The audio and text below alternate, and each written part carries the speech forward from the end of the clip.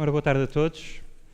Estamos então prontos. Bem-vindos à sessão de apresentação do livro-ensaio Inteligência Artificial, do professor Arlindo Oliveira, editado pela Fundação Francisco Manuel dos Santos. A apresentação do livro será inicialmente feita pelo professor Mário Figueiredo.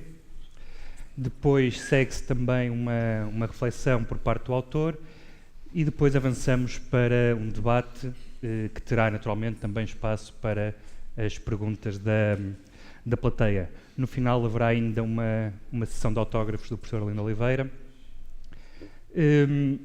Temos cerca de 1 hora para toda a sessão, por isso eu vou tentar imprimir aqui algum ritmo.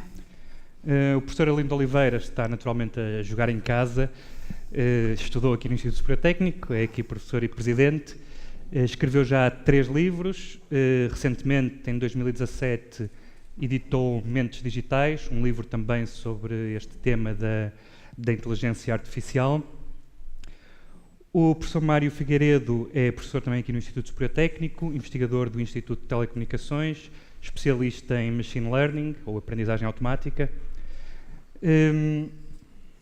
E este tema da inteligência artificial, como imagino que muitos terão notado, tem sido um tema que está progressivamente a entrar na discussão pública, em programas de televisão, alguns em horários nobres, em artigos de jornal, e é um tema que tem vindo a conquistar alguma atenção do público numa dupla vertente. Por um lado, numa vertente mais imediata e mais concreta dos usos, dos riscos, dos benefícios e de como queremos lidar com os sistemas e com as tecnologias de inteligência artificial que já estão a ser usadas em ambiente empresarial, que já estão a entrar no nosso cotidiano.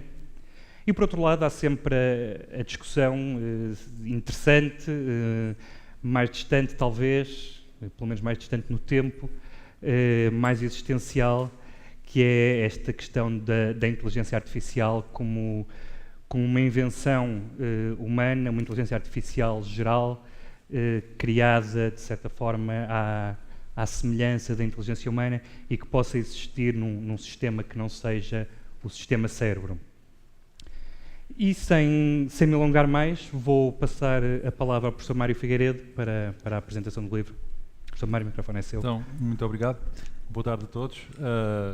É com grande prazer que estou aqui a apresentar o livro do meu colega e amigo Arlindo Oliveira, que é este livrinho pequenino,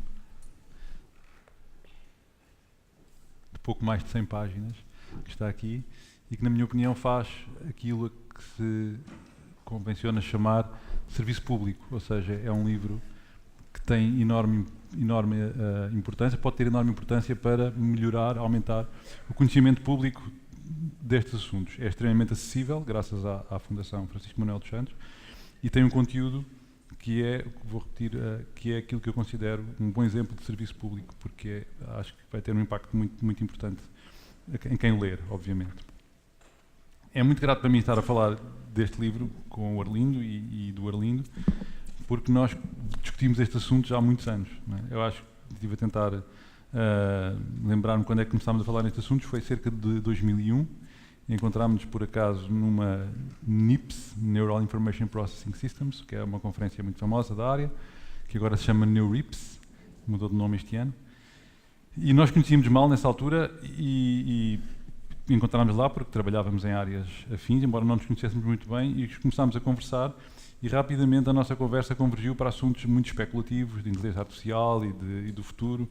Ia falar de ficção científica, ele recomendou-me que lesse Greg Egan, que é um autor que eu ainda hoje leio com muito gosto, e rapidamente temos vindo desde essa altura a discutir este assunto e a conversar, e uma coisa que eu aprecio muito e admiro no Arlindo, tendo neste momento cargo de extrema responsabilidade, que é presidente do Instituto Superior Técnico, consegue ainda ter um brilho nos olhos e discutir estes assuntos com grande paixão. E ainda hoje viemos de automóvel juntos de uma sessão, de uma conferência na Gulbenkian, e viemos a viagem toda a discutir assuntos de especulações filosóficas sobre a possibilidade ou não possibilidade de inteligência geral, de consciência, e o Arlindo usa sempre aquela expressão que é mas diz-me lá se não achas que, e depois apresenta um argumento geralmente bastante convincente, ou pelo menos que faz pensar. Eu vou apresentar o livro de uma forma resumida, embora vá falar sobre o conteúdo do livro. Uma coisa que eu aprendi há uns tempos com uma pessoa que trabalha em marketing e em publicidade, é que a pergunta antes do what, que é o que é que está no livro, e o que é que se lê, o que é que se aprende quando se lê o livro, é o why. Não é? Why before what é uma frase muito importante. Porquê é que eu devo comprar uma coisa, só então é que vou decidir que coisa é que vou comprar. E os publicitários sabem isso muito bem e, portanto, tentam sempre convencer as pessoas que devem comprar determinado tipo de objeto e só depois então é que é importante que objeto é que vão escolher. E, portanto, antes do what's in the book, vou falar um bocadinho do why do livro, o porquê deste livro. Porquê é que é importante um livro sobre inteligência artificial, neste momento, deste tipo de livro, pequeno, acessível, e acessível em vários sentidos, quer acessível do ponto de vista de preço, quer acessível em termos de conteúdo. Não é preciso saber nada de especial, a não ser ter uma mente curiosa para ler o livro. Não é preciso saber nada de nenhum assunto técnico para compreender tudo o que está no livro. Ora bem, o porquê? Inteligência artificial, que é uma expressão que eu não gosto muito, porque ninguém sabe muito bem o que é inteligência, mas pronto, é o termo que está neste momento que é usado consensualmente para referir estes assuntos, tem um impacto enorme na sociedade hoje em dia. E eu podia passar agora o resto, sei lá, mais uma meia hora a dar exemplos de impacto de inteligência artificial na sociedade, mas não vou fazer isso, vou só dar 2 ou 3. Podemos, por exemplo, referir que no top 5 das empresas mais valiosas do mundo, estão 5 empresas que lidam com informática, computação. Estão a Apple, a Amazon, a Facebook, a Alphabet, que é a empresa mãe do Google, e 2 destas, que é a Facebook e a Alphabet, tanto quanto eu saiba, não vendem nada de físico, não vendem nenhum objeto, nem sequer uma cadeira, nada, vendem apenas conhecimento, informação, manipulam, compram conhecimento, vendem o nosso tempo, a nossa atenção a empresas que disso fazem uso, e portanto isso mostra imediatamente que os attention merchants, os mercadores da atenção, como lhe chamou o Tim Wu, num livro muito interessante,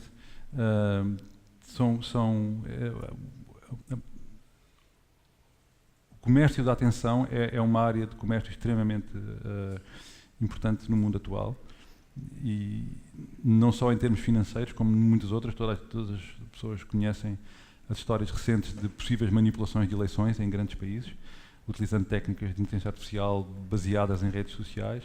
Obviamente toda a gente sabe dos avanços, toda a gente já ouviu falar pelo menos nos avanços da inteligência artificial na medicina, na banca, nas finanças, no modo como as pessoas se relacionam através das redes sociais e não só, na fotografia, no cinema, em todas essas áreas.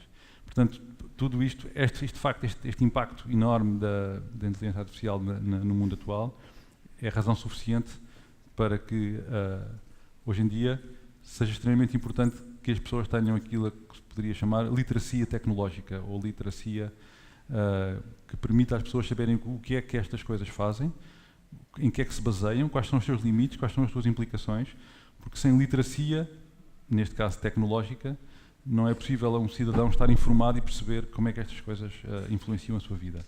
E só um cidadão informado, obviamente, é que pode questionar-se acerca de decisões políticas. Aqui falta-me uma palavra, porque em português está aquela infeliz coincidência de policy e politics, em português serem ambas política, quando em inglês são coisas muito diferentes. Eu aqui quero me referir a policies, políticas, opções de governo, que deviam em grande parte ser baseada em evidência, e é importante que os cidadãos saibam e tenham uma formação adequada para conseguir colocar questões acerca da evidência das coisas. Portanto, eu também gosto, antes de ir ao livro, de referir, quando falo nestas coisas de forma geral, gosto de referir um aspecto, digamos, histórico, que provavelmente as pessoas não têm bem, as pessoas que nunca leram sobre isto ou que nunca pensaram sobre isso não têm bem presente, que é porque é que a inteligência artificial teve este boom espantoso na última década. Por que razão? Qual foi a razão principal? Obviamente há muitas razões, mas há uma razão que eu acho que é central e que as pessoas que leem livros policiais ou que veem filmes policiais sabem que é básico, que é quando se anda à procura de quem é o culpado, onde é que está a coisa, a questão é follow the money, não é? De onde é que está o dinheiro? Porque é que isto envolveu dinheiro, porque é que levou a tanto esforço de investigação, e a razão foi precisamente essa. Foi com a mudança de paradigma de negócio em torno da internet, há cerca de, não sei há quanto é que foi, há 15 anos talvez, no princípio dos anos 2000, quando o paradigma de negócio mudou de venda de conteúdos para procura de conteúdos.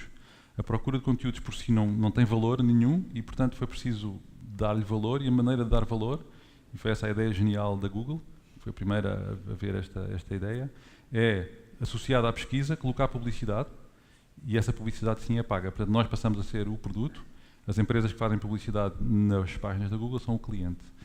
E esta mudança de paradigma tecnológico, de paradigma de negócio, de modelo de negócio, fez com que as empresas que são os tais attention merchants investissem maciçamente em técnicas para tentar capturar a atenção das pessoas, para as manter o maior tempo possível no Facebook, fazendo scroll down, scroll down, scroll down, ou no Instagram, ou no que for, ou no WhatsApp, para capturar a atenção, porque essa atenção e o tempo que nós passamos nesses meios é extremamente valioso depois para quem estiver interessado nos nossos hábitos de compras, o que é que compramos, o que é que gostamos, com quem é que falamos.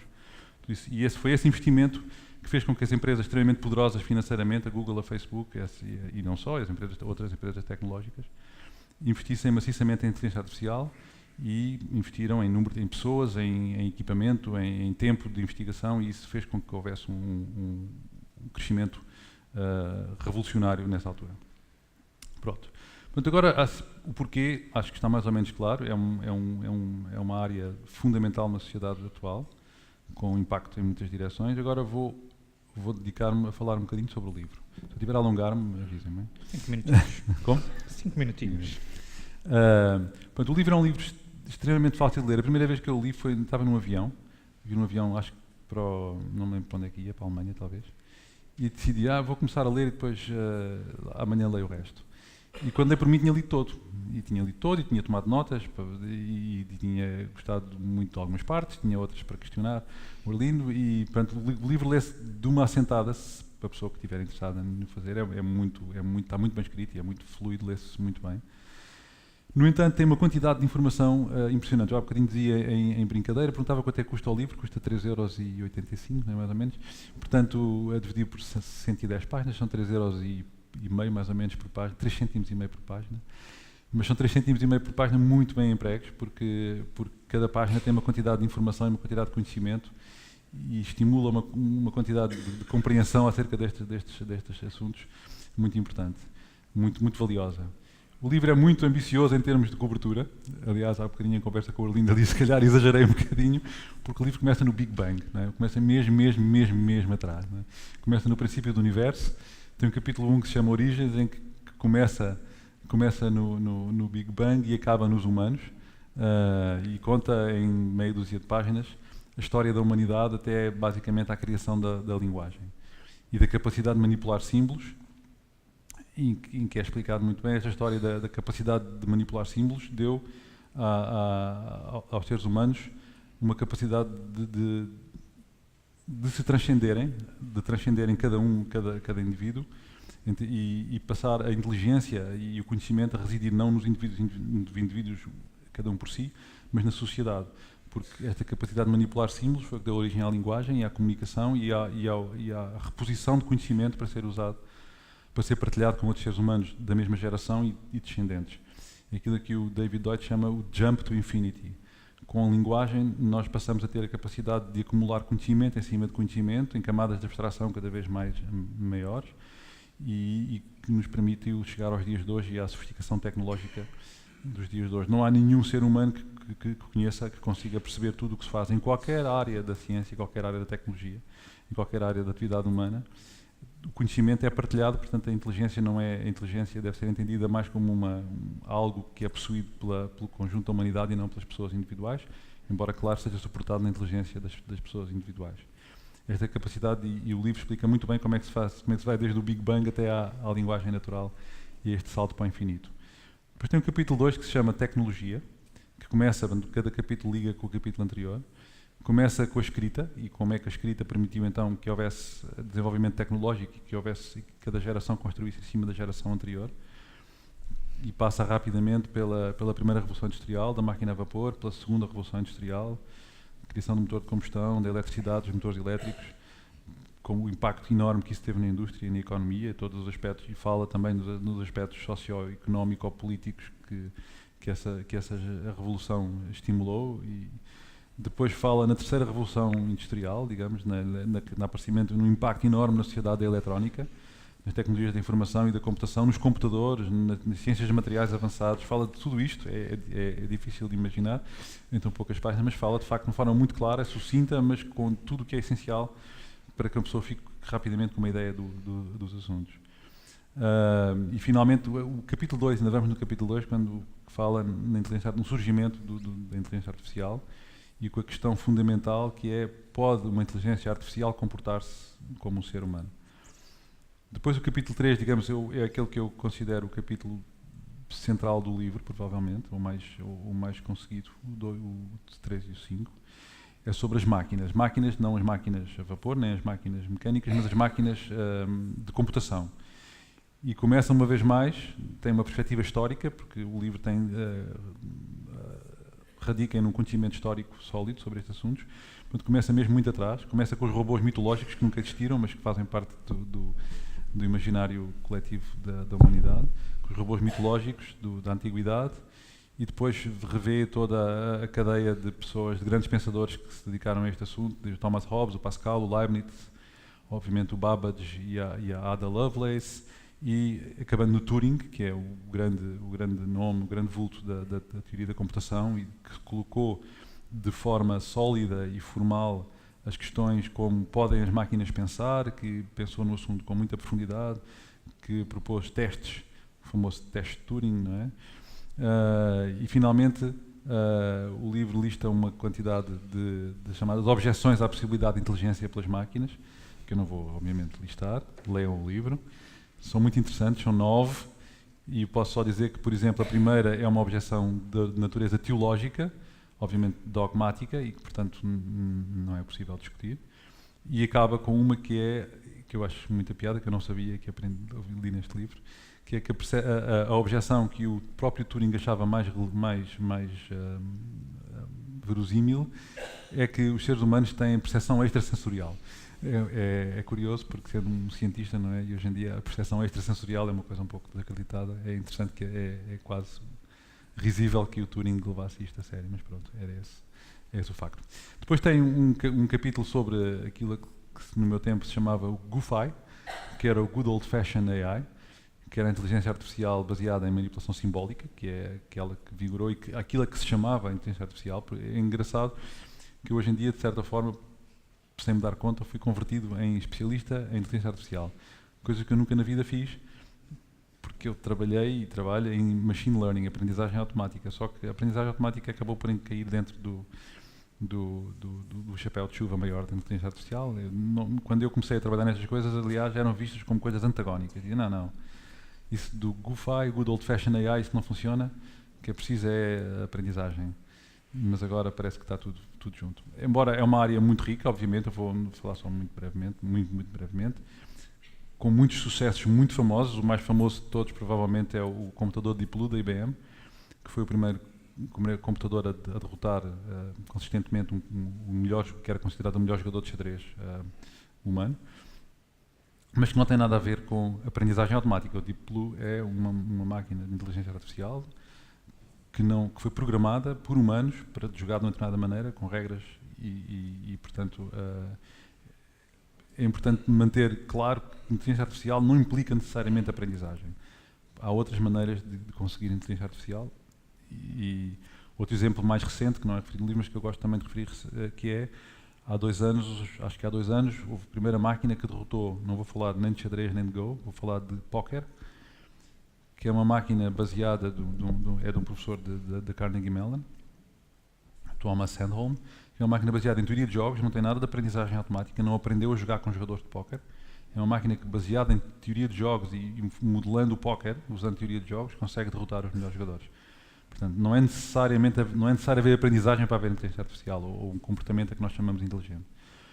Depois, o capítulo seguinte passa para a aprendizagem automática em português, machine learning em inglês, cujo objetivo é conseguir dotar máquinas de capacidade de determinados comportamentos que nós entendemos como sendo correspondendo à inteligência, whatever that means. E o capítulo faz um excelente trabalho de explicar muito sucintamente o que é a essência de um algoritmo de aprendizagem automática. Refere brevemente as várias técnicas que existem, aquilo que o Pedro Domingos chama as 5 tribos do machine learning, mas acaba por se concentrar-se naquela que foi aquela que aparentemente neste momento dá melhores resultados, que são as redes neuronais, nomeadamente as redes neuronais profundas, as Deep Neural Networks, que são vagamente inspiradas na estrutura do cérebro humano, vagamente. E o livro faz um excelente trabalho de explicar como é que funciona. Depois tem um capítulo sobre a emulação do cérebro humano. Depois de fazer um pequenino resumo de como é que funciona. Bem, isto é uma afirmação extremamente ambiciosa. Um pequenino resumo de como é que funciona o cérebro humano. É quase uma frase contraditória em termos, porque não é possível fazer um pequenino resumo de como funciona o cérebro humano.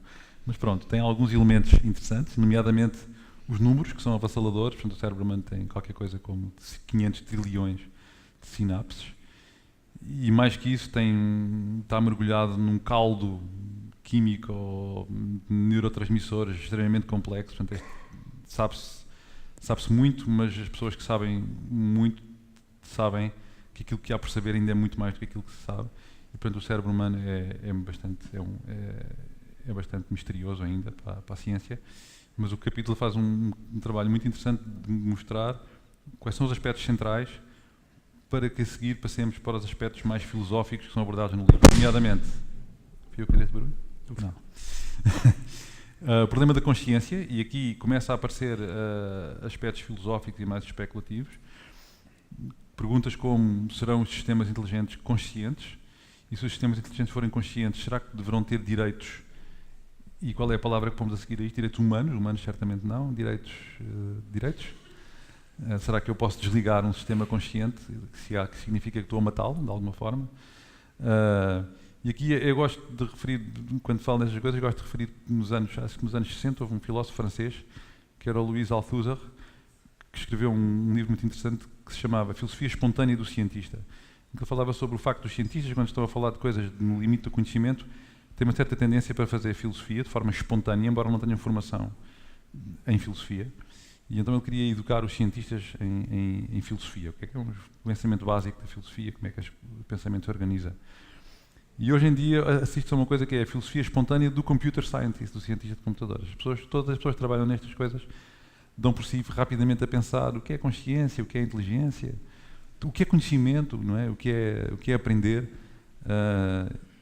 E o livro faz este capítulo faz um excelente trabalho de falar nas várias linhas filosóficas que há em torno deste tema, desde a famosa experiência do Chinese Room, do John Searle, fala dos filósofos mais conhecidos nesta área, desde o Daniel Dennett, o casal Churchland e muitos outros.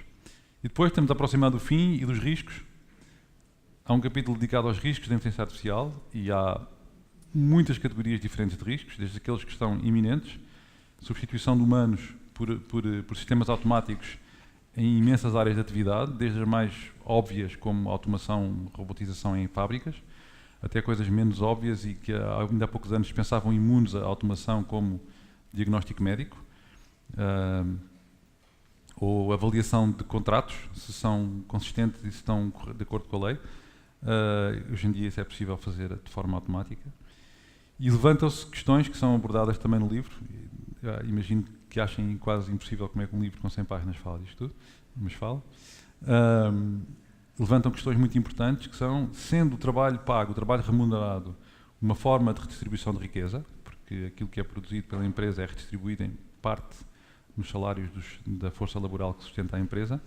Se uma empresa deixar de ter força laboral e se a maior parte das pessoas deixarem de precisar de trabalhar, como é que se faz a redistribuição da riqueza? Isso é abordado, é um problema político, social, ético, muito importante, mas estes são apenas os riscos mais iminentes. Fala-se no livro também dos riscos mais especulativos, tal como a possibilidade de criação de superinteligências que possam eventualmente decidir tomar conta do universo, tomar conta da Terra e achar que os humanos são desnecessários e acabar por matar toda a gente, e acabou-se, não é?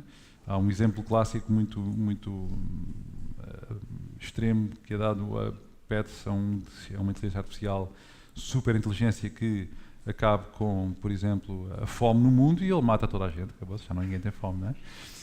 Obviamente que é uma coisa que em filosofia destas coisas se chama o problema do alinhamento, que é o alinhamento do objetivo da máquina com o objetivo de quem a desenhou, que se a máquina for muito complexa, não é um problema trivial. E finalmente, em direção mesmo ao extremo da especulação, o livro conclui com um capítulo sobre o cosmos e sobre como é que estas coisas se ligam com a possibilidade ou não de existência de vida inteligente, natural ou artificial no resto do universo. E eu não vou falar muito sobre esta parte, que é a mais especulativa de todas, para não estragar a surpresa. Mas o livro lê-se de uma forma quase como uma história, que começa no Big Bang e acaba de novo no universo, mas no universo no sentido enquanto casa da possível existência de outras inteligências para além da nossa. E portanto, acabo aqui e recomendo a todos que leiam. É uma leitura de fim de semana excelente, lê-se numa tarde de domingo e acaba-se enriquecido. Muito obrigado. Muito obrigado.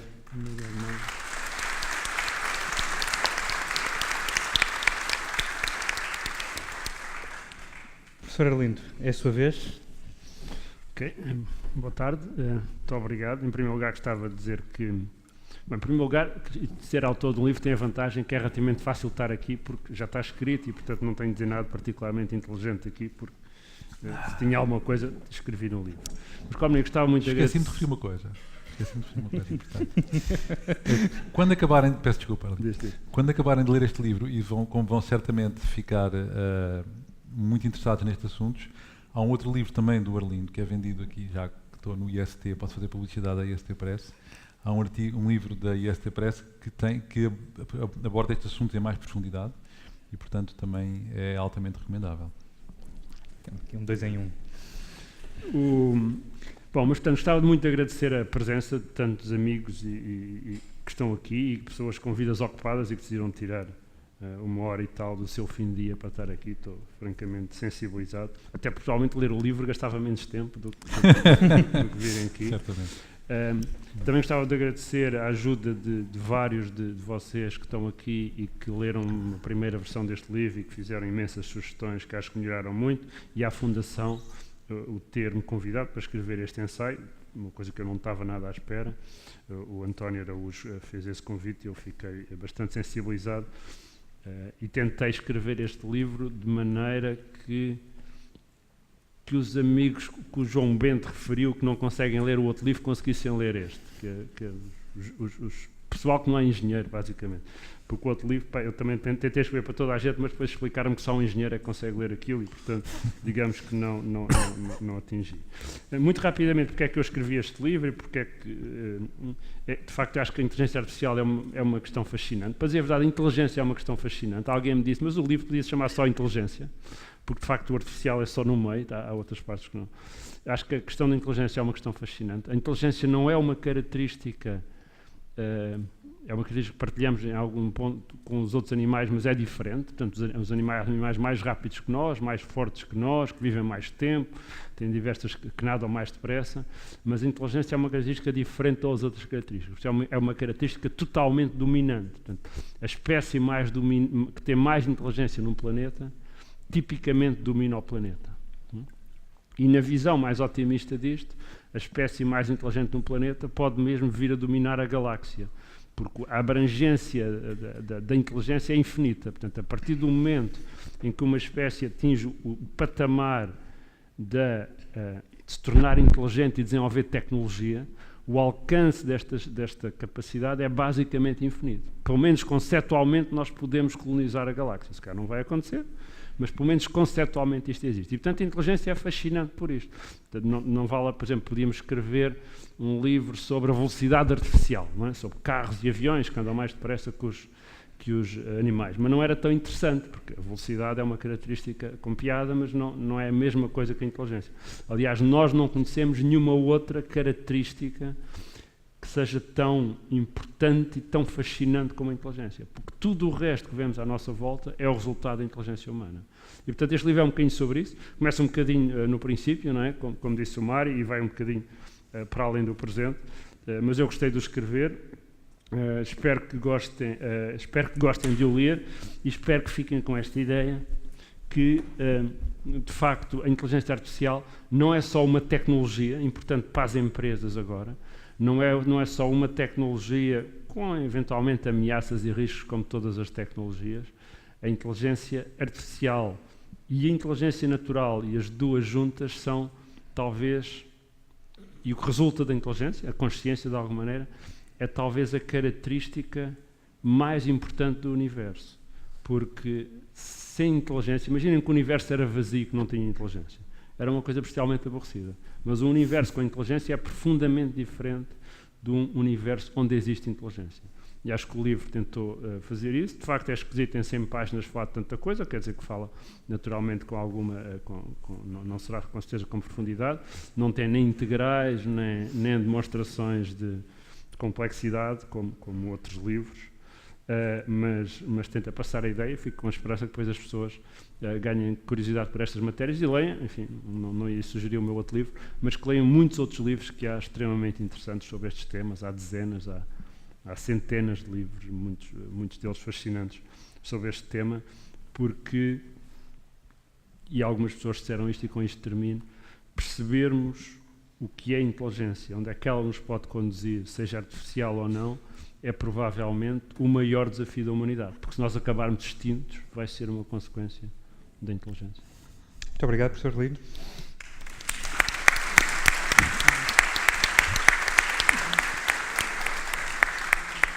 Vamos agora então passar a uma parte do debate. Eu vou lançar uma primeira pergunta enquanto a audiência pensa nas suas, depois haverá microfones pela sala.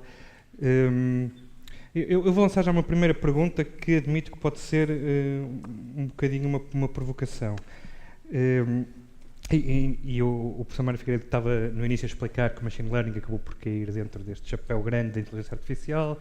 Falámos desde coisas muito aplicadas, com usos empresariais, até estas questões mais filosóficas e existenciais.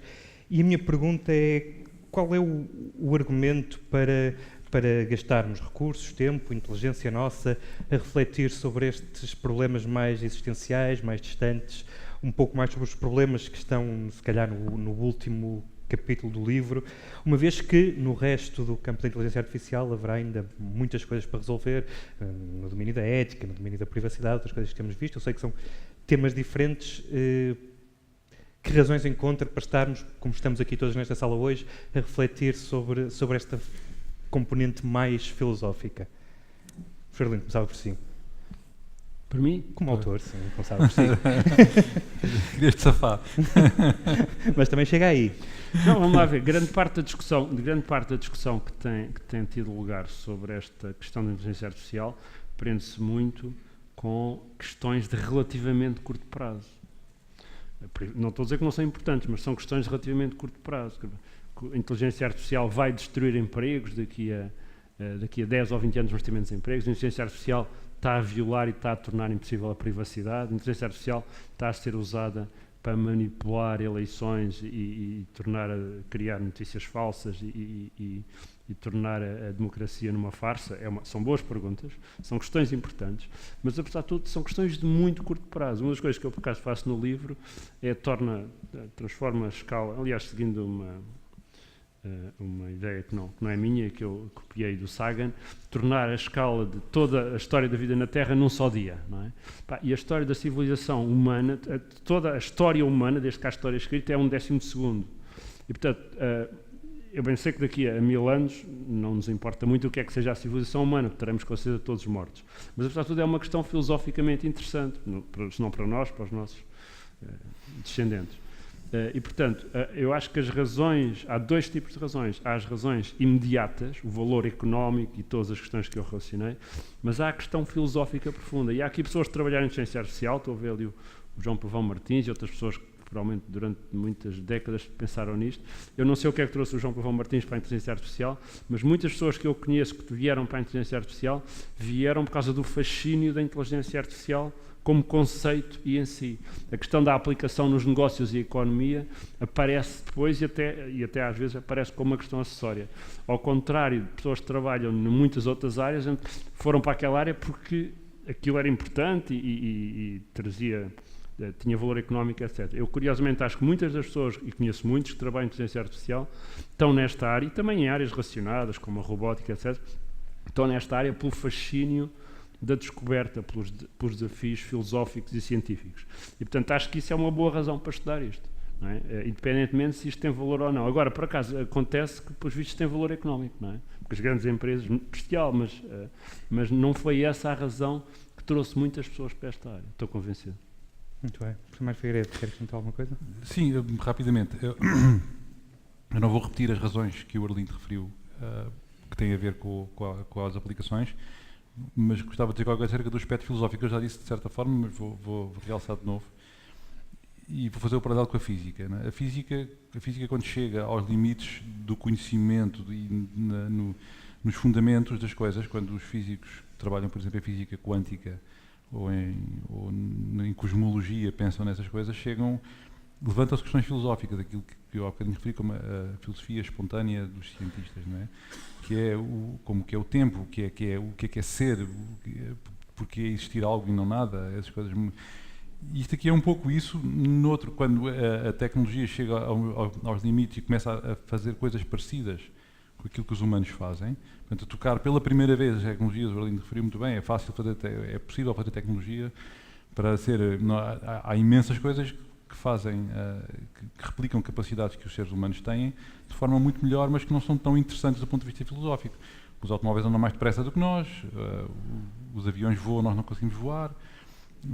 Conseguimos ter um guindaste que levanta pesos muito mais pesados do que nós, mas quando começou a haver máquinas que em certas funções que nós considerávamos como sendo exclusivamente nossas, como por exemplo olhar para uma pessoa e reconhecer, saber quem é, não é?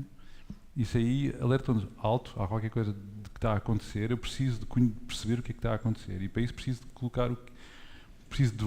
parar do ponto de vista filosófico e pensar o que é isso de saber, o que é conhecer, e portanto a inteligência artificial convoca para a discussão a filosofia do conhecimento, a epistemologia, as coisas, e mostra que nós ainda não sabemos também tudo acerca da inteligência natural. E, portanto, e o facto da artificial estar a chegar perto em certas áreas, em certas aplicações específicas, naturalmente estimula um diálogo filosófico sobre, nomeadamente, os fundamentos do que é o conhecimento e do que é a inteligência. E já agora, ainda antes de passar à audiência, só uma pergunta de seguimento na sequência disso. Estava a dizer que sabíamos ainda pouco sobre o que é inteligência. Eu aqui há algum tempo estava a falar com um cientista da DeepMind, que esteve cá em Portugal e que era neurocientista, e o argumento dele era que havia muito nesta área para aprender das neurociências. Do vosso lado, portanto, que vêm com um background técnico de engenharia, diriam mesmo, concordam que há muito na área da inteligência artificial para aprender com as neurociências, muita coisa que se pode ir beber? Eu acho que, bem, a minha opinião é muito difícil, porque as neurociências são um mundo enorme e gigantesco, não é? Há muitas, eu não sou de todo, nem de perto nem de longe, só conheço um bocadinho, assim, um risquinho na superfície do que é que se faz em neurociências. E como eu disse, as redes neuronais profundas têm alguma inspiração em neurociências. Há aspectos de neurociência, de vez em quando há uma descoberta de um princípio de funcionamento em neurociências que se considera interessante e que é importado para as redes neuronais artificiais. Não vou dar exemplos, porque estás às expressões técnicas. Por vezes acontece uma outra coisa, que é utiliza-se uma técnica que se verifica ser muito eficiente em determinadas coisas, que foi desenvolvida de forma artificial, e mais tarde descobre-se que o cérebro humano usa uma coisa parecida, que não se sabia. Um exemplo clássico são os campos receptivos do sistema visual humano, que matematicamente, em pessoas que trabalham em processamento, em análise de imagem, descobriram que os campos receptivos, a maneira como funciona a retina e depois o córtex visual, as primeiras camadas do córtex visual, têm determinados tipos de filtros. E essa coisa tinha sido descoberta antes, no campo de processamento de imagem, e mais tarde veio-se a descobrir, porque é mais complicado, e vê-se que os primatas têm exatamente o mesmo tipo de filtros que tinham sido descobertos do lado da engenharia. Portanto, o que é natural, porque ambos os sistemas estão a tentar otimizar-se para resolver um problema parecido, que é representar a imagem de uma forma que depois seja útil para a análise posterior. nas camadas mais de cima do sistema de visão artificial ou visão natural. Portanto, é natural que, pelo menos nas primeiras etapas, que convirjam para soluções relativamente parecidas. Portanto, há sempre um enorme diálogo entre uma e outra, mas não é muito fácil, porque não é fácil. Professor Lindo, vamos ter neurociências do técnico? Vamos ver, o que era ideal, a inteligência artificial, ou machine learning, se quiserem, era descobrirmos um algoritmo, não é? Em que nós dessemos um sistema não configurado e o sistema descobrisse a configuração que resolvia um problema qualquer, e o problema pode ser simplesmente sobreviver no mundo real, não é? Portanto, a evolução fez isso, o cérebro humano é isso. Nós sabemos que este algoritmo, ou um conjunto de algoritmos, existe, porque a evolução descobriu ao longo de centenas de milhões de anos. E, portanto, eu, desse ponto de vista, acho que é muito importante percebermos cada vez melhor como funciona o cérebro humano e ver se daí tiramos alguma inspiração para a inteligência artificial. Porque, ao contrário do que possa parecer até desta conversa e tudo, a inteligência artificial ainda não é muito inteligente. Aquilo faz algumas coisas muito bem, tem alguns resultados realmente impressionantes, e já ouviram falar naquele do jogo do Go, não é muito fácil explicar porque é que é impressionante, mas é impressionante. Há resultados realmente impressionantes, mas a inteligência artificial ainda não é muito inteligente, faz coisas muito específicas, está muito longe de ter a flexibilidade do ser humano. E, portanto, pode ser que haja, e que os neurocientistas, e estão aqui alguns, que descubram coisas que, de facto, até pode ser uma coisa muito simples, nunca ninguém descobriu, talvez. Ou talvez não, ou talvez sejam uma amálgama de coisas complicadíssimas.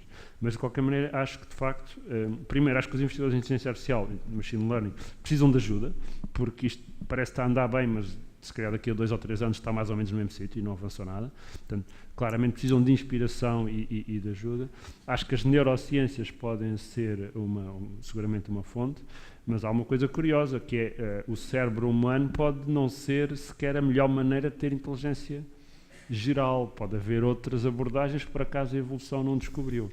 Portanto, até pode ser que a inspiração venha de outro lado qualquer. Eu estava a discutir com a Zita Martins, que está ali, mas isto, para ser inteligente, é preciso ter química, não é preciso ter átomos e moléculas a interagir, será que não pode existir numa nuvem interestelar ou coisa assim? Nós concluímos mais ou menos que é preciso ter química, mas ela é química, portanto ela também não é muito, é um bocadinho enviesada. Pode ser que haja outra, porque mesmo os computadores são química, em última análise, enfim, uma mistura ali de materiais.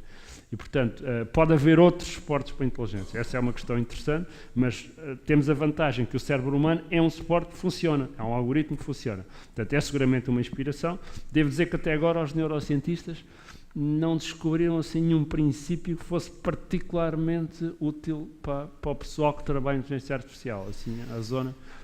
embora está ali o Zé Alberto a torcer-se um bocadinho e tal, mas realmente agora os mirror neurons, né? Os neurónios de espelho. Muito bem, vamos então tentar tornar isto um bocadinho mais interativo. Eu pedi a quem quisesse colocar questões ao painel para levantar o braço, há de chegar um microfone, depois é só apresentarem-se e fazerem a pergunta. Se não houver perguntas, eu tenho várias para fazer, mas... Há perguntas para a audiência?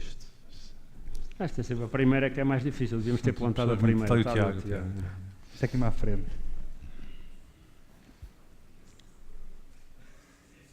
Não era à frente? Aqui à frente. Mais à frente. Isso. Então, boa tarde a todos. Parabéns ao Arlindo pelo livro. Eu gostava de pegar aqui em duas pequeninas coisas, uma que o Mário aflorou e outra que o Arlindo aflorou, para desafiar um bocadinho, para além, no fundo, da linha de ataque que o livro segue em relação à inteligência. As duas coisas em que eu gostava de pegar é que o Mário fez esta referência, que para mim é extremamente pertinente, de que a verdadeira inteligência humana não é a inteligência de cada um de nós, mas a inteligência do coletivo dos humanos a interagir uns com os outros.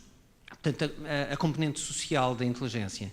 E o Arlindo fez agora esta referência à questão da química e do debate com a Zita, e que é a questão do corpo, e digamos, aqui é muito familiar depois para as pessoas que trabalham em robótica, e digamos, é a linha de ataque das pessoas da robótica. Portanto, o que eu lançava é o desafio destas duas questões.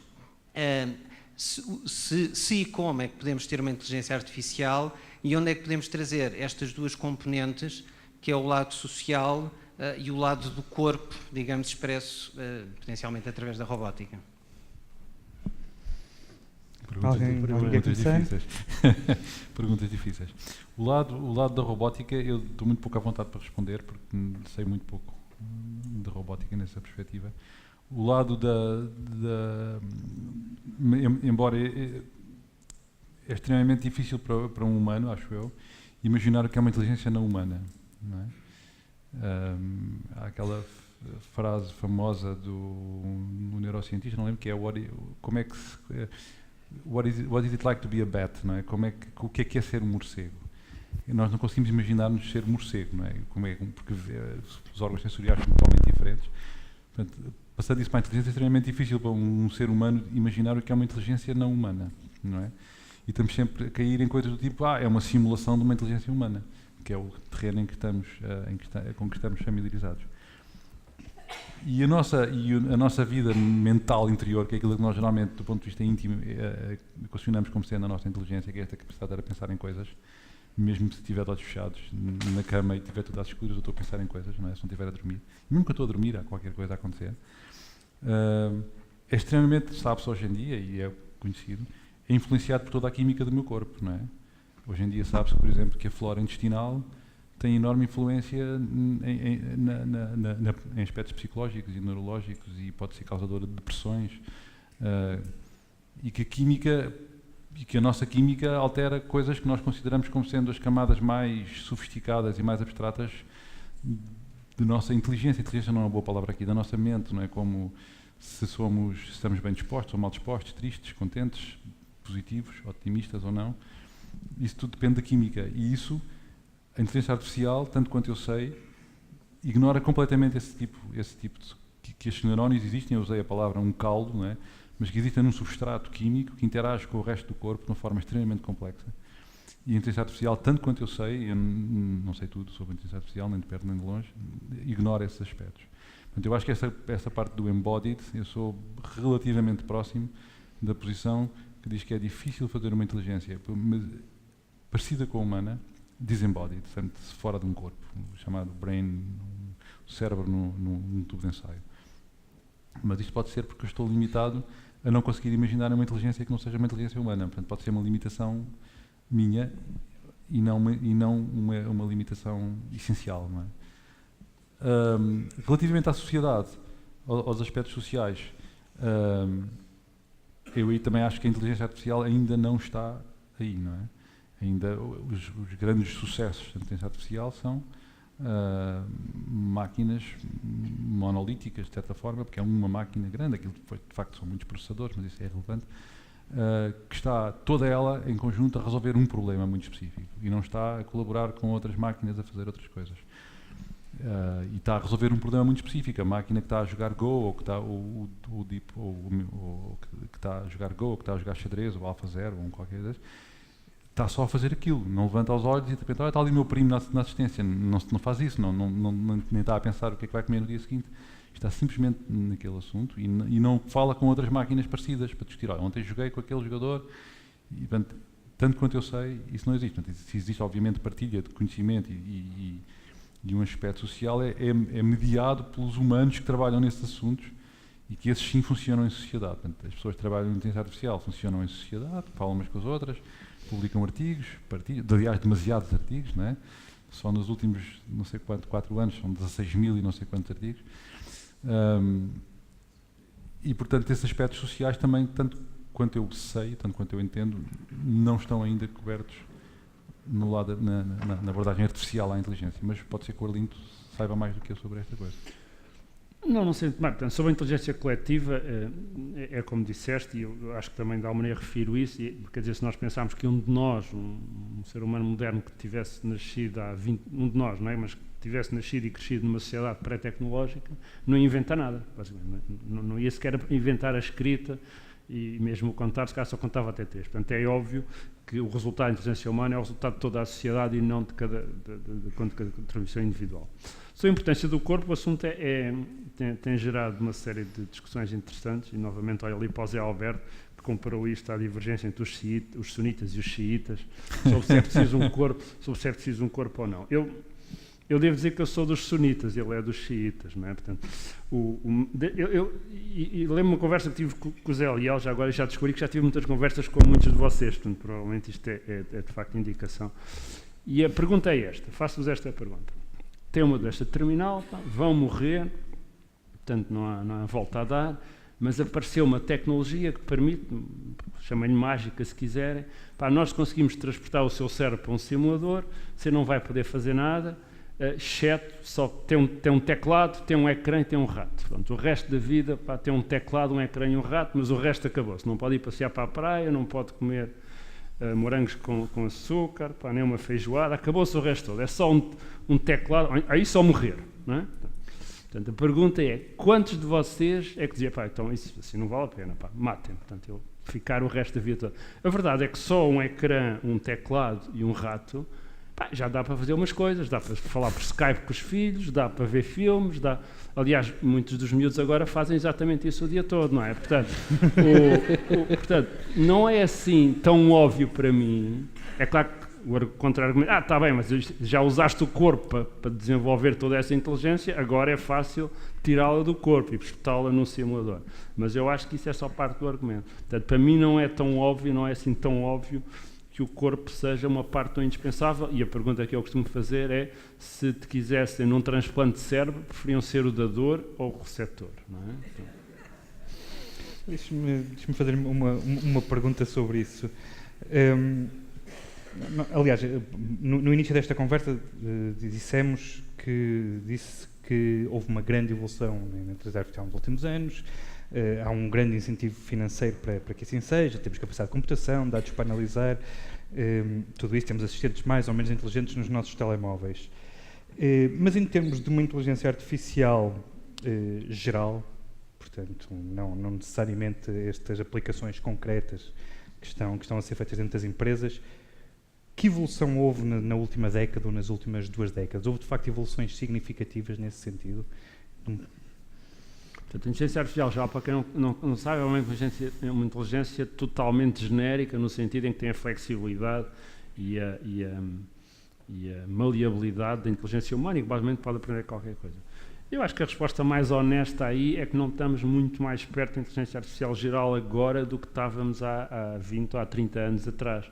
Percebemos um bocadinho melhor, resolvemos alguns problemas que eram muito difíceis de resolver agora e que resolvemos, mas eu acho que realmente não estamos muito mais perto disso.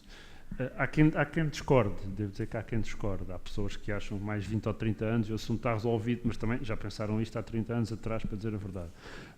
Mas, portanto, eu acho que não estamos muito perto.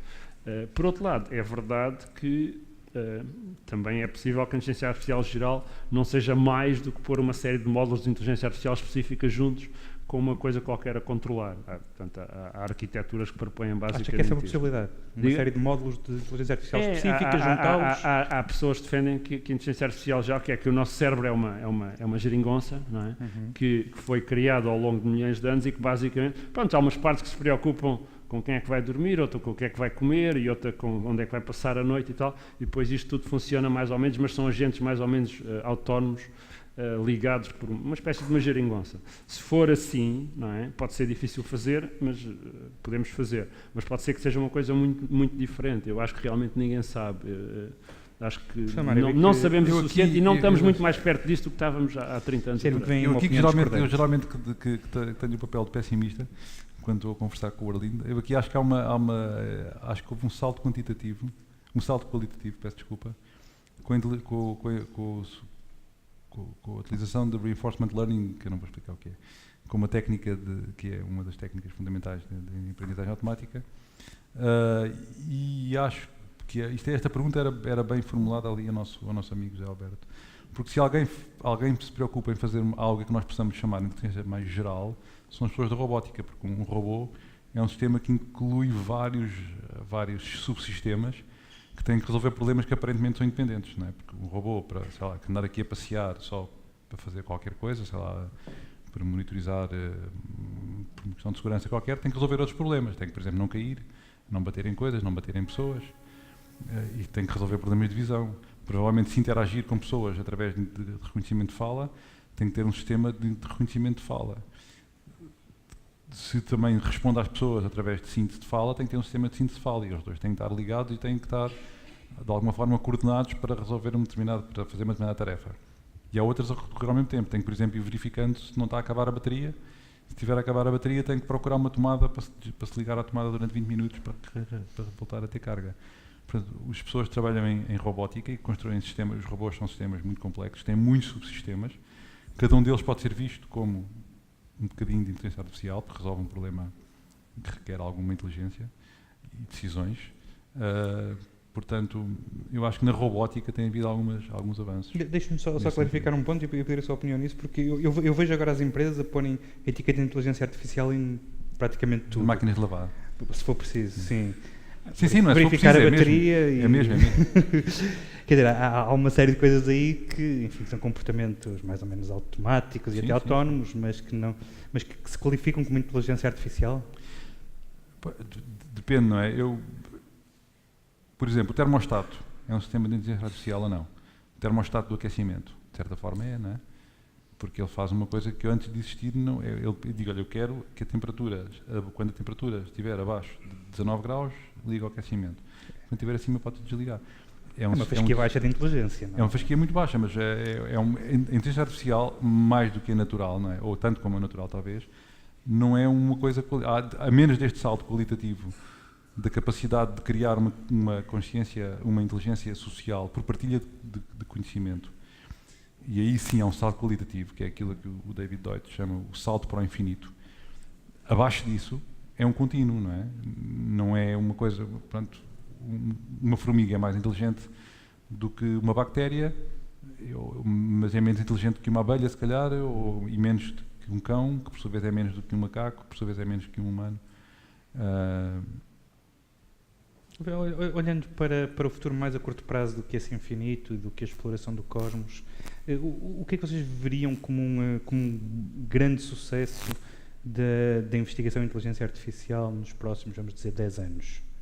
O que é que poderia acontecer que vos levasse a dizer, sim, senhor, isto foi um salto? Sempre a tradução, dentro do que é executível. A tradução em tempo real de uma língua para outra, com grande qualidade, seria uma coisa significativa. Não é fácil, não sei se consegue chegar lá, mas tem havido avanços significativos. Portanto, pode não estar muito longe, onde a gente liga para o Japão e fala em português e do outro lado eles ouvem em japonês. Qual é a qualidade disso e se não vai cometer erros grosseiros, etc., é um dos desafios, mas seria um salto bastante grande. Porque basicamente a ideia que está subjacente é que para fazer uma boa tradução, uma tradução perfeita ou muito boa de uma língua para outra, é preciso ter uma compreensão perfeita do mundo, não é? Quando se faz que eu quero comprar um Jaguar, convém que não entreguem um felino, não é? Geralmente. E esta compreensão, se de facto... Agora, uma das coisas interessantes, e essa é uma das perguntas interessantes, será que um sistema estatístico vai conseguir fazer isto? Porque se um sistema puramente estatístico conseguir fazer este tipo de tradução com uma taxa de precisão comparável aos seres humanos, tem duas consequências interessantes. Uma é que é possível fazer puramente com estatística.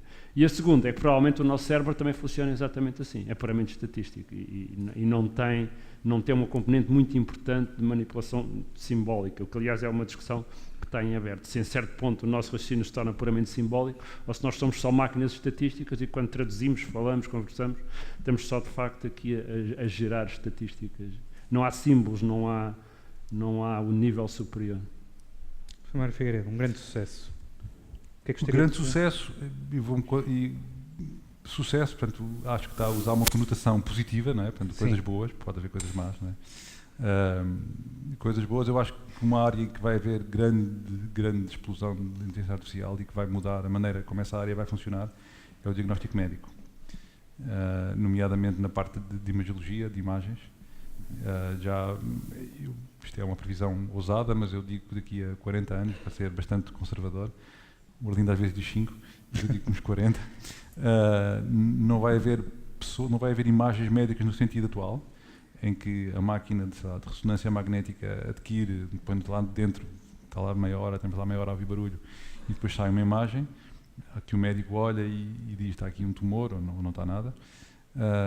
Vai deixar de haver imagens, porque vai deixar os médicos, porque desenhar uma máquina para gerar imagens que depois são analisadas e classificadas por um humano é menos eficiente do que pegar nos dados que são gerados pela máquina e utilizar um sistema de inteligência artificial que produz logo o diagnóstico, diretamente, sem haver imagem.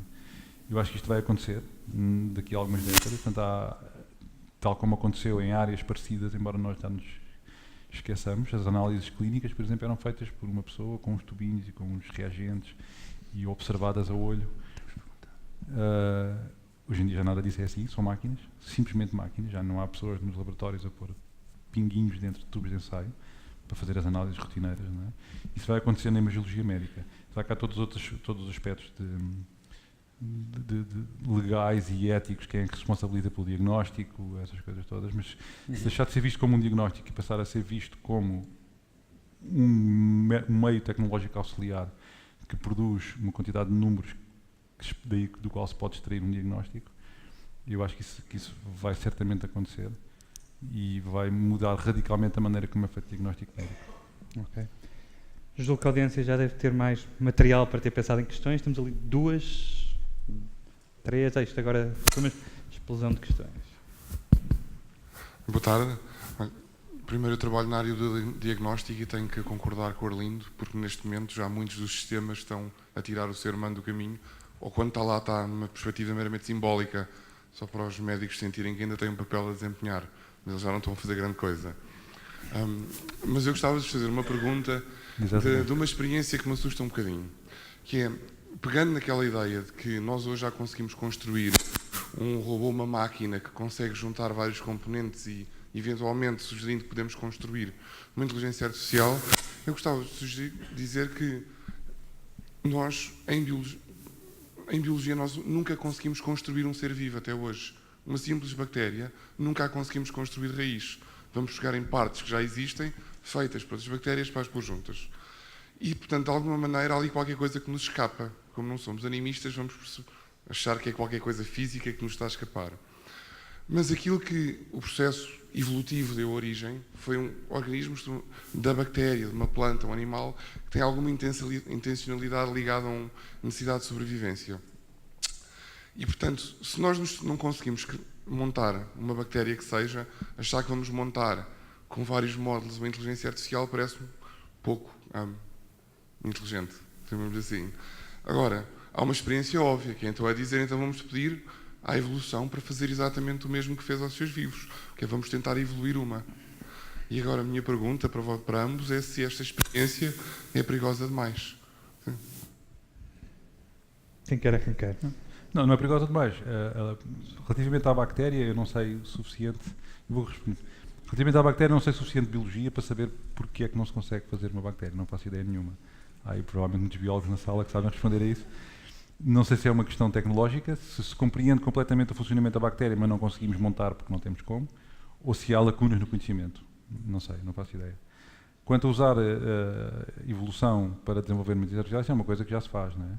Há muitas pessoas que trabalham em evoluir, por exemplo, redes neuronais profundas, além da aprendizagem, que é o ajuste dos parâmetros, etc., evoluí-las dentro de algoritmos genéticos que simulam o processo de seleção natural. Sim. Com o objetivo de sobrevivência, não, porque o objetivo de sobrevivência exige um embodiment, exige uma corporização da coisa, não é? O objetivo de sobrevivência dentro de uma máquina seria o quê? O utilizador não matar aquele processo, porque o objetivo de sobrevivência é difícil, não é? De perceber o que é, não é? Há muitas pessoas, há muito trabalho, por exemplo, a utilização de algoritmos genéticos, ou seja, simulação de seleção natural, para desenhar coisas desde braços robóticos até sistemas de locomoção e coisas desse género, mas um sistema completo, eu suponho que não é possível. Temos mais 5 minutinhos, começamos 15 minutos atrasados. Já agora, eu recomendo, isto é 10 segundos, recomendo um conto do Greg Egan chamado Crystal Night, assim que se chama, sobre esse assunto. É pequenino, são 30 páginas. Só uma coisa muito rápida. O paralelo não é muito perfeito porque as células são, e usar contraption, mas não se pode usar palavras em inglês, há bocadinho foi criticado. É uma geringonça. Não é modular, não é? Tu sabes que mexes numa coisa, aquilo estragas outra e tal. Portanto, nós não sabemos o suficiente para fazer mais do que pequenos ajustamentos, como sabes. O que acontece, apesar de tudo, com os sistemas digitais é que a gente ainda percebe um bocadinho melhor como é que eles funcionam. Portanto, nós conseguimos ter mais sucesso a montar um sistema a partir de sistemas digitais, de programas, computadores, do que, por enquanto, conseguimos fazer com as células. Portanto, o paralelo, ou seja, é razoável ser mais otimista com um sistema baseado em eletrónica do que com um sistema baseado em biologia que não dominamos o suficiente para saber e que é intrinsecamente menos modular, mais interligado. Tudo, né? Relativamente à outra coisa, nota que não é fácil reproduzir a evolução, porque a evolução usou trilhões e trilhões e trilhões de ciclos de CPU, portanto, nós, ao longo de 3 mil milhões de anos. Portanto, a experiência não é muito perigosa porque nós não temos ainda computadores suficientemente rápidos. Se tivéssemos computadores suficientemente rápidos, se calhar conseguíamos. O Crystal Knights é isso. Vale a pena. Pronto, nós estamos exatamente 1 hora após o início. Eu vou permitir mais uma pergunta para concluirmos. Está ali já o senhor do microfone. Exatamente, eu sou o sunita da sala. Não, era xiita, se calhar era xiita. Já não me recordo em que é que tínhamos concluído a nossa última conversa. Bom, não vou defender, quer dizer, eu acredito que, pelo menos para a parte de compreender a inteligência humana, acho que... Continua. Espera aí, vai outro. Esse estava a ter um problema.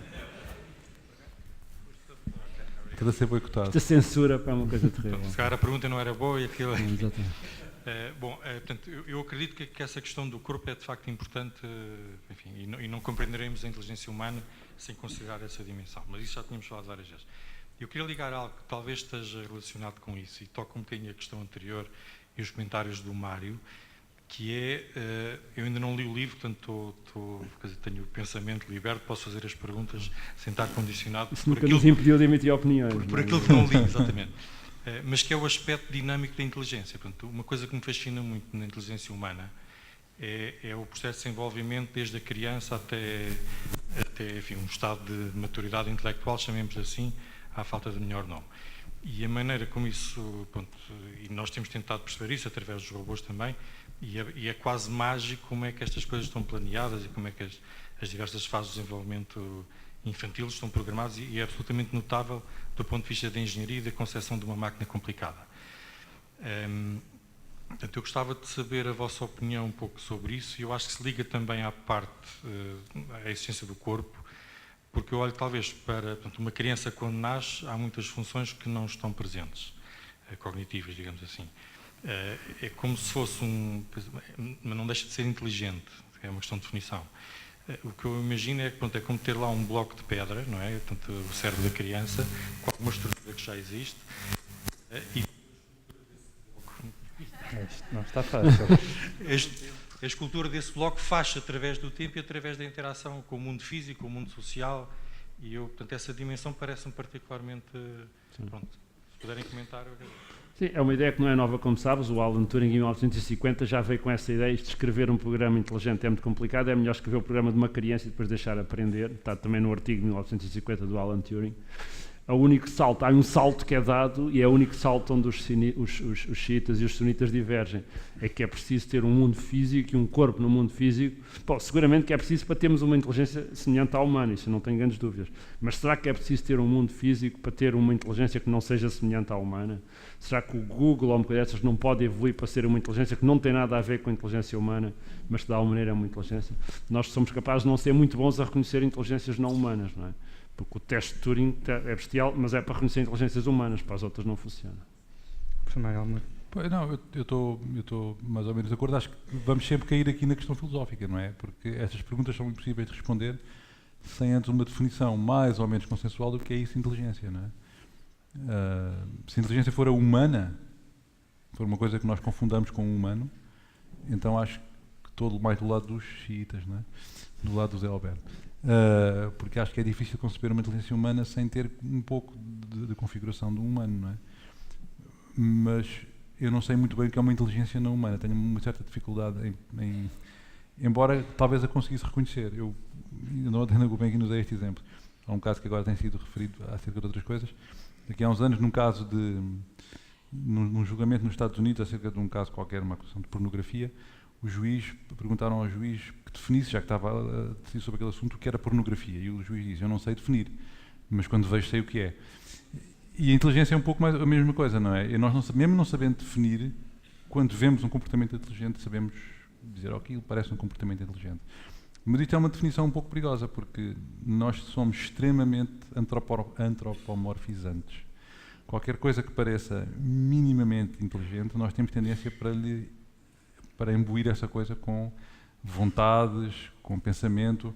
O computador de há 50 anos, de há 30 anos, que se recusava a arrancar e que crashou, nós temos sentimentos de raiva contra o computador, como se o computador estivesse a recusar-se a colaborar comigo, não é? Nós imediatamente damos ao computador intenções humanas e comportamentos que está construída em nós uma vontade incrível, está dentro de toda a nossa evolução, fez-nos assim, de interpretar tudo o que está à nossa volta como sendo algo que tem uma intenção de fazer qualquer coisa e, aliás, quando se aproxima disso, como sendo humana, não é? Tal como temos uma vontade enorme de ver caras, sempre que 2 pontinhos e um risquinho é uma cara. Porque isso foi bom do ponto de vista evolutivo, foi extremamente positivo, porque a pessoa que ia na floresta a passear e que ouviu um barulho e que pensou é um tigre que me vai atacar, se fosse, e o que disse é só um barulho, foi comido pelo tigre. Muito bem. E ficamos por aqui. Resta-me agradecer a todos, a plateia, as questões colocadas, ao professor Arlindo Oliveira e ao professor Mário Figueiredo por terem partilhado as suas ideias. Muito obrigado. Muito obrigado pela vossa presença. Muito obrigado. Caríssimo.